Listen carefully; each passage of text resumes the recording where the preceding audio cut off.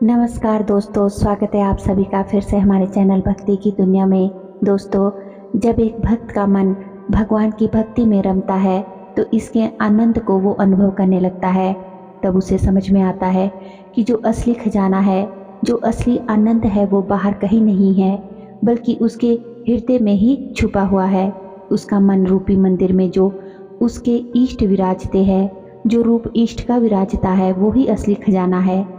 लेकिन इस खजाने की चाबी हासिल करना जितना सरल दिखता है उतना होता नहीं, क्योंकि इस मन रूपी मंदिर में माया जनित इतनी गहरी परतें, इतने सारे प्रपंच और भ्रम पैदा कर दिए जाते हैं कि वह उनमें उलझ कर रह जाता है और जन्मों जन्मों तक उस चाबी को ढूंढता ही रहता है जो उसे अपने इष्ट से मिला दे। लेकिन कई बार ऐसा हो नहीं पाता। तो ये माया क्या है, और इस माया जनित जो भ्रम की हम बात कर रहे हैं, प्रपंचों की हम बात कर रहे हैं, ये सब क्या है? दोस्तों, आज का विषय बहुत ही महत्वपूर्ण है और बहुत ही महत्वपूर्ण जानकारी है, इसलिए वीडियो को बिना स्किप किए अंत तक ज़रूर सुनिएगा। और अगर आज अब हमारे चैनल पर आप पहली बार आए हैं, हमारे चैनल की वीडियो पहली बार देख रहे हैं, तो चैनल को सब्सक्राइब ज़रूर कर ले और बेल आइकन को प्रेस करके ऑल पर भी क्लिक कर लीजिए, ताकि जब भी हम कोई भी नई वीडियो अपने चैनल पर अपलोड करें तो उसकी नोटिफिकेशन सबसे पहले आपके फ़ोन में पहुंचे। वीडियो पसंद आए तो वीडियो को अपने दोस्तों और रिश्तेदारों के साथ शेयर ज़रूर करें। तो चलिए वीडियो में देरी ना करते हुए आगे बढ़ते हैं। दोस्तों, माया क्या है? माया अर्थात जो नहीं है उसके होने का भ्रम, यही माया होना है। जैसे रेगिस्तान में मरीचिका के बारे में आपने ज़रूर सुना होगा। रेगिस्तान में जो प्यासा राही, जो प्यासा पथिक होता है, उसको अपने दूर सामने पानी होने का भ्रम पैदा हो जाता है। लेकिन जब वो प्यासा व्यक्ति रेगिस्तान में उस जल के पास जाता है तो उसे पता चलता है कि वो तो सिर्फ रेत है, बालू है, पानी नहीं है। तो इसी प्रकार मानव जीवन में ईश्वर प्राप्ति के रास्ते में भी बहुत सारे भ्रम जो है इस माया के द्वारा फैलाए हुए रहते हैं। और ये भ्रम इतने तीव्र होते हैं, इतने प्रबल होते हैं कि कई लोगों को भक्ति मार्ग से विचलित कर देते हैं। ये जो माया है, ये बड़े बड़े साधु संतों, तपस्वियों की तपस्या को भंग करने की शक्ति रखते हैं। तो दोस्तों, साधारण इंसान की इसके सामने क्या बिसात। तो किन रूपों में जो ये माया है अपना प्रभाव दिखाती है और इससे बचने के क्या क्या उपाय है, इस वीडियो में हम विस्तार से बात करेंगे। तो सबसे पहला जो दोस्तों प्रभाव माया का जो होता है, तो भक्ति में मन नहीं लगता जैसे पहले लगता था। जैसे पहले आप अपने इष्ट से कनेक्शन महसूस करते थे, उनका अनुभव आपको होता था, तो अब नहीं होता। कई बार लगता है कि ये पूजा पाठ मंत्र जाप व्यर्थ है। कईयों को तो ऐसे लगने लगता है कि और विश्वास उनका कम होने लगता है। तो इस प्रकार से जो माया है वो अपने पांव पसारती है और आपकी बुद्धि को भ्रमित कर देती है। और शास्त्रों में माया के दो भेद बताए गए हैं, एक विद्या और दूसरी अविद्या। अविद्या रूपी माया जीव को जन्म मरण के चक्र में फंसा देती है, इसी में भटकाती रहती है और जीव और ब्रह्म को एक नहीं होने देती। वहीं जो विद्या रूपी माया है, ये जीव को इस जन्म मरण के चक्र से मुक्त कराती है। और यहाँ पर इस माया के जाल को पहचानना आना चाहिए। संतों ने इसके ऊपर बहुत कुछ कहा है। कबीर जी ने कहा है कि प्राणी की ना तो माया मरती है और ना ही मन मरता है, ये शरीर ही बार बार मरता है। अर्थात अनेकों योनियों में भटकने के बाद भी प्राणी की आशा और तृष्णा नहीं जाती, नहीं मरती, हमेशा बनी रहती है। तो आप समझ सकते हैं कि लाखों करोड़ों योनियों में जन्म लेने के बाद भी ये जो माया का संसार है, ये आसानी से पीछा नहीं छोड़ता। दोस्तों, एक ही शरण स्थली है इससे बचने की, कि जब कठिन परीक्षाएं बार बार आ रही हो, इस माया के द्वारा जीवन में उलझने पैदा की जा रही हो, माया विभिन्न रूपों में अपना खेल दिखा रही हो, तो परमात्मा का नाम नहीं भूलना है। सिर्फ उनकी शरण ही एकमात्र जगह है जहाँ आपका बचाव होता है। निरंतर अपने इष्ट का चिंतन मंत्र जप करते रहे और प्रयास करते रहेंगे, हिम्मत करेंगे तो रास्ते अपने आप खुलते चले जाएंगे। क्योंकि भक्ति की जो शक्ति होती है उसके आगे माया नहीं टिक पाती है ज़्यादा देर तक। यही एकमात्र शक्ति है, भक्ति की शक्ति, जो आपको माया के चंगुल से बचा सकती है। और दूसरा जो अब माया का प्रभाव होता है कि ये आपके विवेक को हर लेती है और बहुत सारे आकर्षणों में, भौतिक चमक दमक में, सांसारिक चीज़ों में जो व्यक्ति है वो फंसता चला जाता है, जहाँ से निकलने का कोई मार्ग नहीं होता। कई लोगों का चित्त अपने धन पर अटक जाता है, तो कुछ लोग अपने परिवार, रिश्ते नाते जैसे संबंधों में उलझ कर रह जाते हैं। कई लोग बाहरी शारीरिक सौंदर्य में उलझ कर रह जाते हैं। कई लोग कुसंगति में फंस जाते हैं, दुर्व्यसनों में फंस जाते हैं।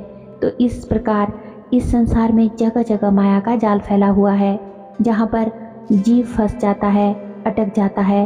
और ये जो माया है, बड़े बड़े ऋषियों की, तपस्वियों की तपस्या को इसके द्वारा भंग की गई है। ऋषि विश्वामित्र जो बहुत बड़े तपस्वी थे, उनकी बढ़ी हुई शक्तियों से जब इंद्र भयभीत हो गया तो उसने मेनका को, जो स्वर्ग की अप्सरा थी, उसे ऋषि की तपस्या को भंग करने के लिए भेजा।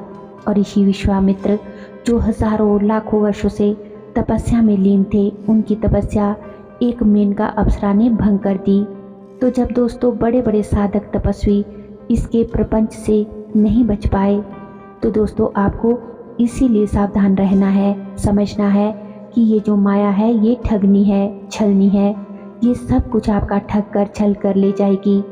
और जो इंसान है इससे वशीभूत होकर अपनी दुर्गति का कारण स्वयं ही बनता है। तीसरा प्रभाव जो माया का है, उसका जो तीसरा प्रकोप है, ये बहुत सारे विकार मन के ऊपर पैदा कर देती है, जिसका सबसे बड़ा विकार, जो सब विकारों का मूल कारण है, अहंकार और मोह। ये माया मन के अंदर बहुत अहंकार पैदा कर देती है, मोह पैदा कर देती है, जो कि पतन का कारण बनता है। और इसी माया ने अर्जुन को भी वशीभूत किया था। जब युद्ध में अपने सगे संबंधियों को अर्जुन ने देखा, तो उसने युद्ध का विचार ही त्याग दिया, अपने धनुष बाण का त्याग कर दिया। तब भगवान कृष्ण ने इस माया से बचने के लिए अर्जुन को गीता का उपदेश दिया। तुलसी कृत रामचरितमानस में बहुत सुंदर इस माया का वर्णन मिलता है कि जब वनवास के दौरान पंचवटी में भगवान श्री राम जी ने लक्ष्मण जी ने माया के स्वरूप के बारे में पूछा, तब श्री राम जी ने उन्हें बताया कि वैसे तो ये माया अवर्णनीय है, अर्थात इसका कोई वर्णन नहीं किया जा सकता। इतने स्वरूपों में है, इतनी छलनी है ये माया। फिर भी मैं समझाता हूँ कि मैं तेरा मेरा यही माया है। मैं अर्थात जब मैं आता है तो अहंकार आता है, तो मैं भी आता है, और जहाँ मेरा आता है वहाँ तेरा भी आता है। तो ये जो भेद है ये माया के द्वारा ही उत्पन्न किया जाता है। और अहंकारी मनुष्य बहुत खतरनाक एक विष को अपने अंदर पाले हुए होता है, जिसका उसे ज्ञान नहीं होता। और वे व्यक्ति जो है वो स्वयं को दूसरों से श्रेष्ठ समझता है, लेकिन दूसरे व्यक्ति को, सभी को तुच्छ समझता है, जो उसकी दुर्गति का कारण बनता है। और ये नहीं कि सांसारिक व्यक्तियों में ही अहंकार है, आध्यात्म के मार्ग पर चलने वाले बड़े बड़े तपस्वी में भी अहंकार भाव पैदा हो जाता है, जिसे आध्यात्मिक अहंकार कहा जाता है। क्योंकि जब बहुत साधनाओं के बाद, तपस्याओं के बाद सिद्धियाँ और शक्तियाँ व्यक्ति को प्राप्त हो जाती है, तो अहंकार भाव उसके अंदर पैदा हो जाता है, या ये कहना चाहिए कि इस माया जनित अहंकार भाव में उसको डाला जाता है। और उसकी परीक्षा का ये समय होता है, उसका फाइनल एग्ज़ाम ये होता है, जिसमें बड़े बड़े साधकगण, बड़े बड़े तपस्वी भी फेल हो जाते हैं, हार जाते हैं। क्योंकि ये जो अहंकार उनके अंदर पैदा हो गया है, इसने उन्हें उनके गुरु से, उनके इष्ट से दूर कर दिया है। और ऐसे में व्यक्ति का आभा मंडल क्षीण हो जाता है। माया जनित प्रकोप की चपेट में वो आ जाता है, उसके प्रभाव में वो आ जाता है, और इन सिद्धियों के अहंकार से अपना ही अनिष्ट कर देता है। देखिए, सिद्धियाँ भी तभी काम की है जब आपको आत्मज्ञान हो। जब आपको आत्मज्ञान ही नहीं है तो वो सिद्धियाँ व्यर्थ होती है। जिस प्रकार होलिका का प्रसंग सबको याद होगा कि जब प्रहलाद को लेकर वो अग्नि के बीचों बीच बैठ गई, क्योंकि उसे घमंड था अपनी सिद्धि का, उसे सिद्धि प्राप्त थी कि अग्नि उसका कुछ भी नहीं बिगाड़ पाएगी।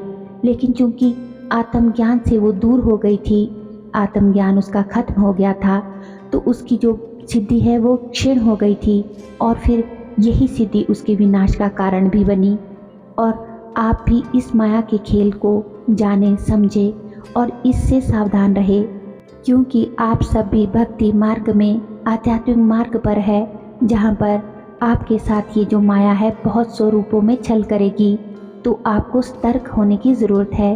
कुछ भी जीवन में ऊपर नीचे उतार चढ़ाव आए तो आपको अपने इष्ट का नाम जप नहीं छोड़ना है, अपनी पूजा साधना नहीं छोड़नी है, अपने इष्ट के प्रति, अपने गुरु के प्रति, अपने भगवान के प्रति अपनी श्रद्धा और विश्वास को बिल्कुल अटल रूप से बनाए रखना है और ध्यान रखना है कि ये जो संसार है ये संपूर्ण रूप से एक माया है, एक मायाजाल है, एकमात्र भ्रम है।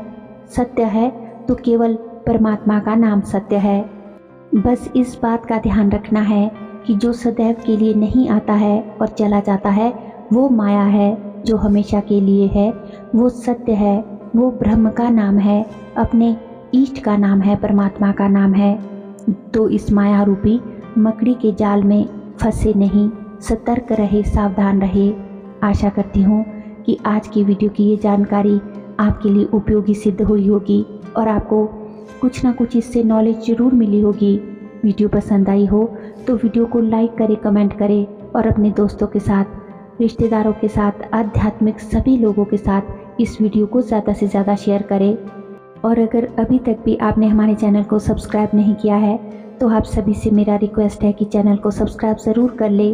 दोस्तों, आपके कमेंट्स हैं जो हमें बहुत मोटिवेशन देते हैं कि हम आपके लिए अच्छी से अच्छी वीडियो बनाएं, तो इसलिए कमेंट बॉक्स में कमेंट्स ज़रूर किया करें। और हमारे चैनल पर और भी अच्छी अच्छी वीडियोज़ है, उन्हें भी जाकर ज़रूर देखें।